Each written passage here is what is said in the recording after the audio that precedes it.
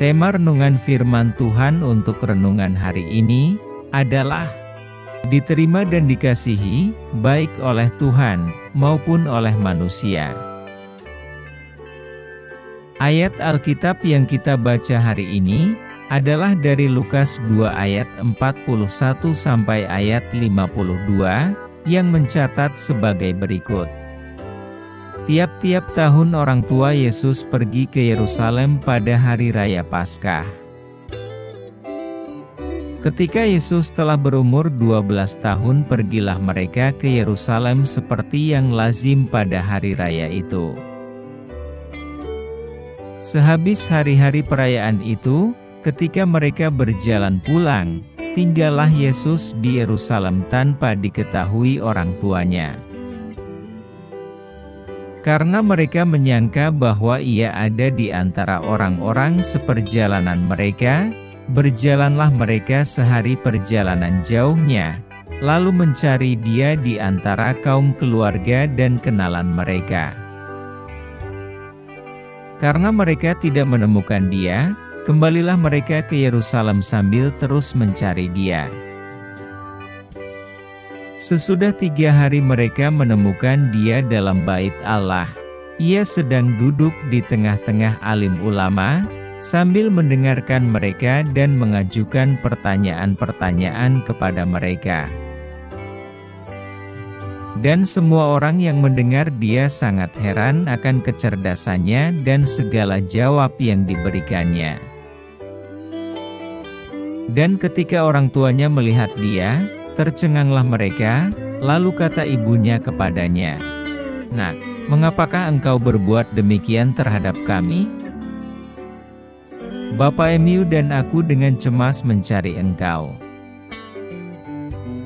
Jawabnya kepada mereka, "Mengapa kamu mencari aku? Tidakkah kamu tahu bahwa aku harus berada di dalam rumah Bapakku?" Tetapi mereka tidak mengerti apa yang dikatakannya kepada mereka. Lalu ia pulang bersama-sama mereka ke Nazaret, dan ia tetap hidup dalam asuhan mereka. Dan ibunya menyimpan semua perkara itu di dalam hatinya. Dan Yesus makin bertambah besar dan bertambah hikmatnya dan besarnya, dan makin dikasihi oleh Allah dan manusia.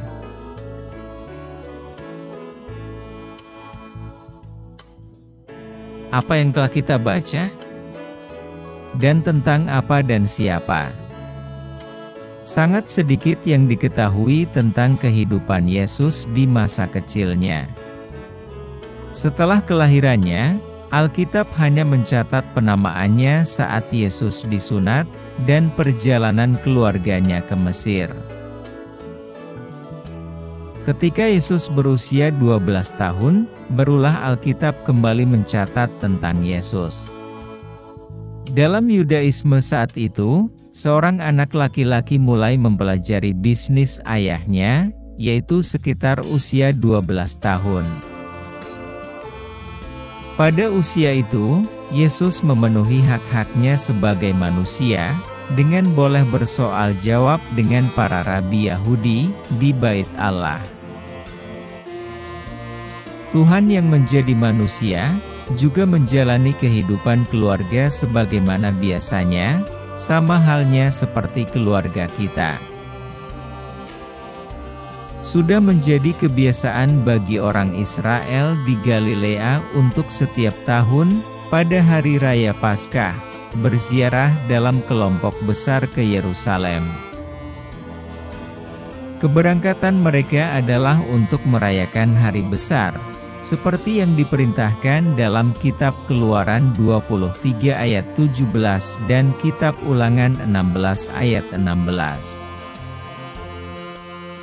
Begitu pula ketika Yesus berusia 12 tahun, orang tuanya membawa Yesus ke Yerusalem untuk merayakan Paskah. Ketika rombongan besar itu kembali ke Galilea, orang tua Yesus tidak menyadari bahwa Yesus masih tinggal di bait Allah, bersoal jawab dengan para ulama atau Sanhedrin di sana. Pada hari raya seperti Paskah, Sanhedrin akan menyisihkan waktu di depan umum, di pelataran bait suci, untuk mendengarkan pertanyaan-pertanyaan religius dan teologis serta mendiskusikannya. Sebagai orang tua yang saleh dan bertanggung jawab, mereka berusaha keras untuk menemukan Yesus, putra mereka, dan setelah 3 hari, barulah mereka menemukan Yesus sedang berdiskusi dengan para rabi Yahudi. Selama 3 hari itu, Yesus yang berusia 12 tahun, mampu membahas firman Tuhan dengan para ulama di Bait Allah, hal mana telah mengejutkan semua orang yang mendengarnya. Mereka takjub akan kecerdasan Yesus dengan segala jawabannya. Ketika Maria menegur Yesus, karena Yesus tidak ikut kembali ke Nazaret, bersama Yusuf dan Maria beserta rombongannya, Yesus menjawab dengan perkataan, "Mengapa kamu mencari aku? Tidakkah kamu tahu bahwa aku harus berada di dalam rumah Bapa-Ku?" Di sini Yesus ingin menjelaskan bahwa memang ia mengikuti jejak Yusuf sebagai seorang tukang kayu, tetapi ia ingin menunjukkan bahwa ia setidaknya mulai memahami hubungan uniknya dengan Bapanya di surga. Yesus menyadari siapa dia, dan untuk apa dia diutus ke dunia ini, ketika dia berkata bahwa dia harus mengurus urusan Allah Bapa di surga. Namun Yesus tidak menganggap kesetaraannya dengan Allah Bapa di surga untuk dipertahankan, demi menjalankan misinya di dunia. Oleh karena itu dia kembali bersama orang tuanya ke Nazaret. Ibunya menyimpan semua hal ini di dalam hatinya. Hal yang sama juga dilakukan oleh Maria, sejak malaikat memberitahunya bahwa Maria akan mengandung dari Roh Kudus. Ketika malaikat menyuruh Maria memberi nama Yesus, jika Yesus genap berusia 8 hari dan disunat. Dan ketika Maria mendengar kesaksian gembala, yang datang untuk melihat Yesus yang baru lahir. Kemungkinan besar Maria telah menjelaskan semua ini kepada Lukas, ketika Lukas mewawancarainya untuk menyusun Injilnya. Yesus bertumbuh menuju kedewasaan, semakin dikasihi oleh Tuhan dan manusia. Yesus bertumbuh dalam hubungan pribadi yang erat dengan Bapa surgawinya, dan ia juga bertumbuh dalam persahabatan dan relasi dengan sesama manusia. Apa pesan Tuhan bagi kita? Yesus hidup dan menjalani kehidupan manusia yang normal, kecuali dalam hal dosa. Yesus tidak dilahirkan sebagai manusia super. Dia berkembang dan tumbuh seperti kita. Yesus dengan rendah hati menjalani hidup sama seperti manusia manapun pada zamannya. Dia mengalami perkembangan spiritual dan fisik secara alami, tetapi tumbuh dengan sempurna. Seiring bertambahnya usia Yesus, dia belajar bisnis dari Yusuf, dan berpartisipasi dalam praktik keagamaan Yahudi. Pada setiap tahap pertumbuhan itu, Yesus menunjukkan bahwa dia telah menggenapi semuanya dengan sempurna, setiap tahapnya. Perkataan Yesus, yang pertama kali tercatat di dalam Alkitab, yaitu tentang hubungan dia dengan Allah Bapa di surga, adalah sesuatu yang sangat penting. Dari jawaban Yesus atas pertanyaan Maria, tersirat bahwa Yesus mengetahui bahwa Maria dan Yusuf juga mengetahui hubungan istimewa Yesus dengan Allah Bapanya di surga.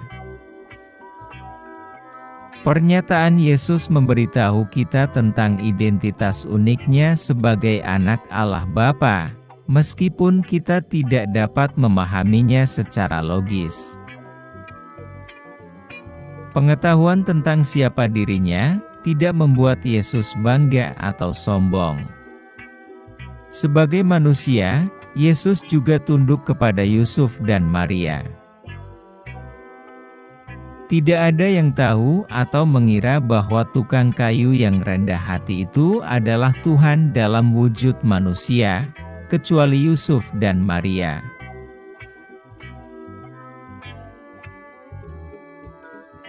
Apa yang harus kita terapkan dalam kehidupan kita?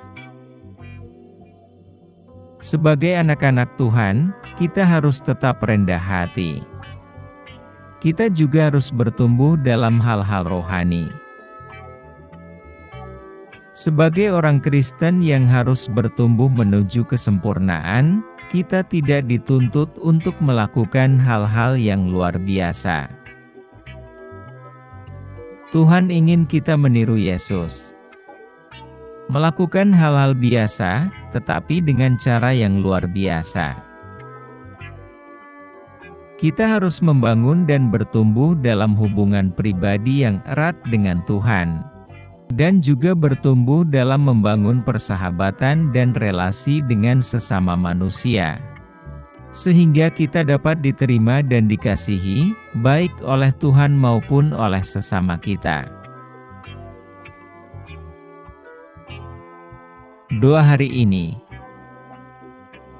Tuhan Yesus, kami akui bahwa sulit bagi kami untuk memahami bahwa Yesus yang adalah Tuhan telah mengesampingkan kemuliaan sorgawinya dan dengan rela datang ke bumi, lahir sebagai bayi kecil, dan menjalani kehidupan yang sempurna sebagai manusia, agar ia bisa mati sebagai korban bagi dosa-dosa kami.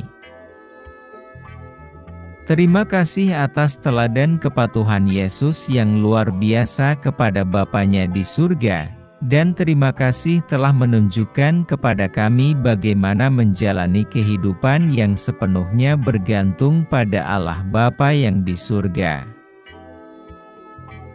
Kami berdoa, kiranya sama seperti Tuhan Yesus, kami bertumbuh dalam kasih karunia, dan bertambah dalam hikmat dan pengertian, demi kepujian dan kemuliaan nama Tuhan. Kami berdoa agar kami belajar untuk mengatakan, tanpa ragu, kehendak Tuhan terjadi dalam setiap aspek kehidupan kami. Doa ini kami panjatkan hanya dalam satu nama, yaitu Tuhan Yesus Kristus dan Juru Selamat kami. Amin. Kiranya Tuhan menguatkan kita, dan kasih karunia Tuhan Yesus menyertai kita.